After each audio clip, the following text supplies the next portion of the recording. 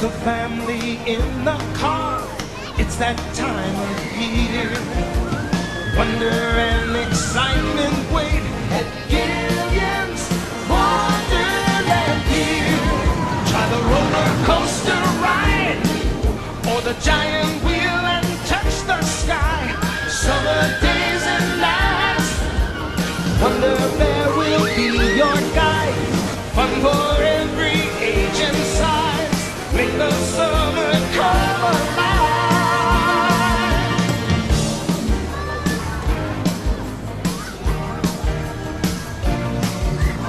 Wonder and excitement wait at Gillian's Wonderland Pier.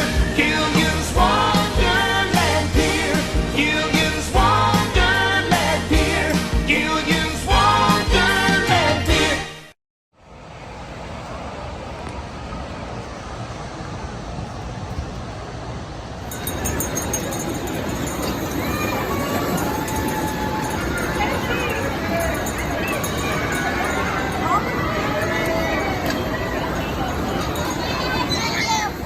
Fire engines are one of the original rides installed here by Roy Gillian. I do believe this is the fire engines from Gillian's Fun Deck. They were built in the 1930s, and they were manufactured by the Pinto brothers. They're one of the only remaining fire engines by the Pinto brothers in the country. The other one, I believe, was at Coney Island.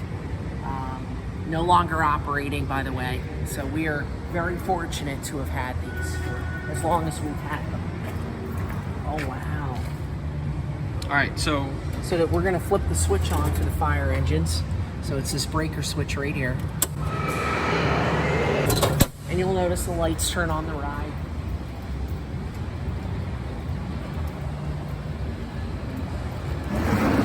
The entrance and exit gate is here. One fun fact about the fire engines is there is one that's named after a little boy named Gavin. And Gavin was terminally ill and passed away at a very young age, but the fire engines was one of his favorite rides here. And we had Wayne paint his name on one of the fire engines here, Gavin. I always like to point that out to people. I just think that's a beautiful story. Like Gavin, I myself, along with many other children, have enjoyed this ride. Again, these fire trucks were installed in the 1930s at Gillian's Fun Deck, which was down off of Plymouth Place. And when the Fun Deck closed, they brought them over to Wonderland. Actually, not when the Fun Deck closed. They brought them over after, a little bit after Wonderland opened in the 1960s. They were taken over from the Fun Deck and brought over here. So we are very fortunate to have had these. But take a look at some of the craftsmanship of these things. I mean, you could tell they were hand-built. A lot of the ironwork around the back there. All of that's been hand. Obviously, the fire engines themselves have been painted over many times over the last, many decades the ride's been here. Another one of Wayne Seddon's props here that he made himself. This has been on the fire engines for the last 40 years. All right, next. The ride is very simple to operate. Again, like the wet boats, we have the emergency pedal. If we have to stop the ride suddenly, we just take your foot off the pedal, the ride stops. But again, it's a very simple ride to turn on. Foot pedal start, ride starts. We have to turn the ride off. We just take our foot off the pedal, the ride stops. You can also hit the stop button here, and that turns the ride off. Start, stop. Pretty simple. But again, this is an original ride. There was one at Coney Island in New York for a long time. That is no longer operating. So we are one of the very few amusement parks in the country that has a Pinto Brothers fire engine. So we're extremely lucky. I had heard a rumor that Storybook Land and EHT might be buying this.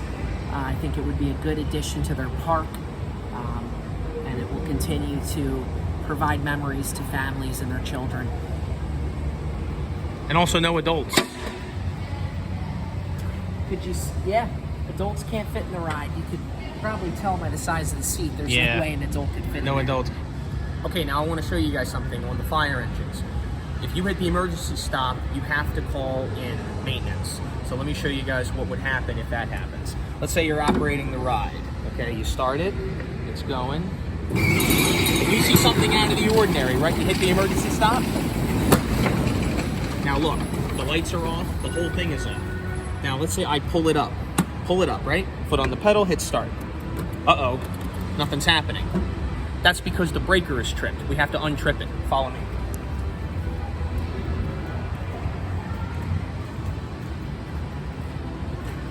I'll show you. See under the fire engines, the red light, it's tripped. See that? We got to get rid of that. So off and back on. Now it's back on again. So whenever you hit the E-stop with this ride, you have to reset it.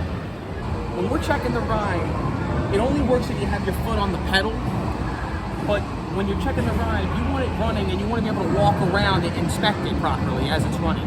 So the cool way to do that is, what I do is I'll take the pedal, see how that piece opens right there? I'll push it down, stick my key in there. Now, the ride will move constantly like I got my foot on the pedal. And now I can walk around to inspect it. You want to inspect the wood, you want to inspect the wheels, everything. Now, there's also one other thing I want to show you. You check the nuts, the bolts, the wheels, the structure, the fencing, everything. You also want to check the bells. See, there's nothing ringing in here. You know why? There's no bell in here. So how do we fix that? I take one of these guys from the shop, put a little zip tie around it, put this up, there's a hole in there. Okay, there we go. Now, that's zipped, and now we should hear it. There you go. That's how you fix the bells. And the same thing on the wet boats, too.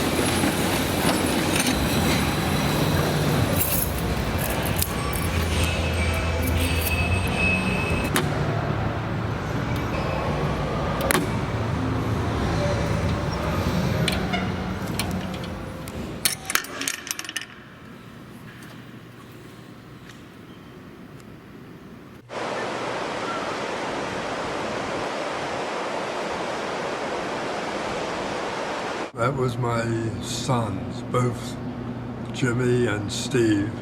I guess pretty much Jimmy was the winner there. During that time, they started itching about turning it into a water park.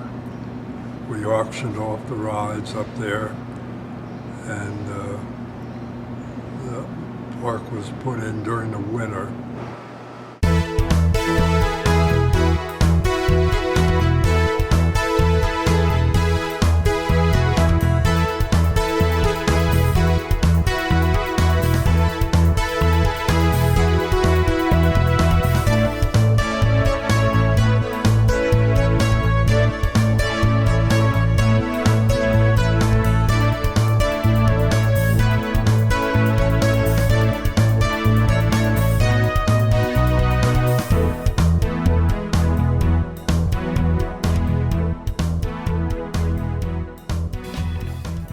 I started working at Wonderland in May of 1990, and the house we were staying at was a family friend who actually was a secretary here at the time. They knew that I liked coming down to Ocean City, and when we told them that I was thinking about coming down for the summer, the family friend suggested, why don't you come work for Wonderland? And I applied and interviewed and got hired as a ride operator.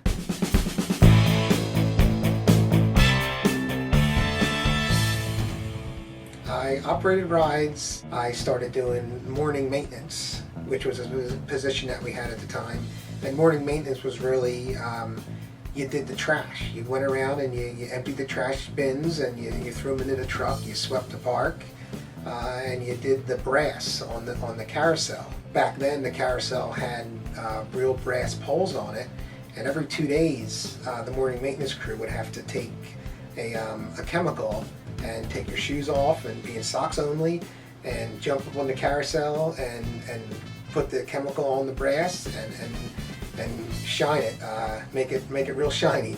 So that was part of the morning maintenance job at the time. You did a good job. You wanted to make that brass shine, otherwise Roy would make you do it again.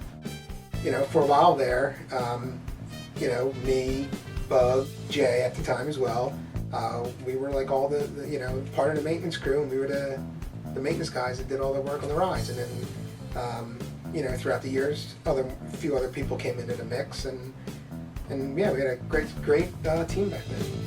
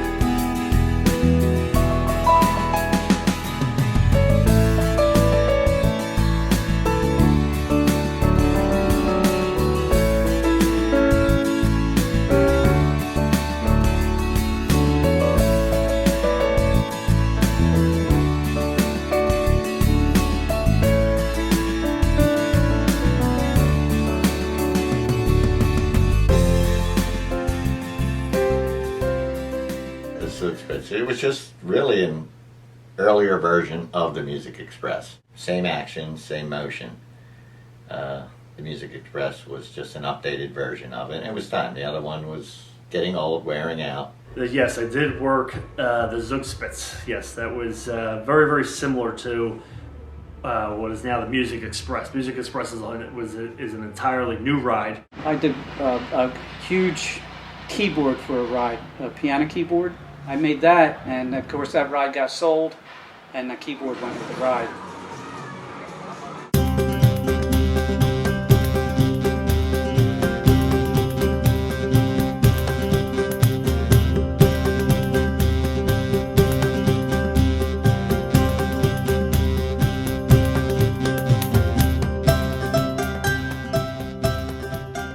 That was a fun time, actually, doing that. We would come up, you know, work until 5, and we'd go home and have dinner, and then we would come back at night, and there would be night work. The only way to expand was to go up. So I believe it was 98 or 99, we expanded to the fun deck and added that level above the log flume and what is our bumper car area. It wasn't something we did on our own. You know, there were contractors and real concrete and steel professionals doing it.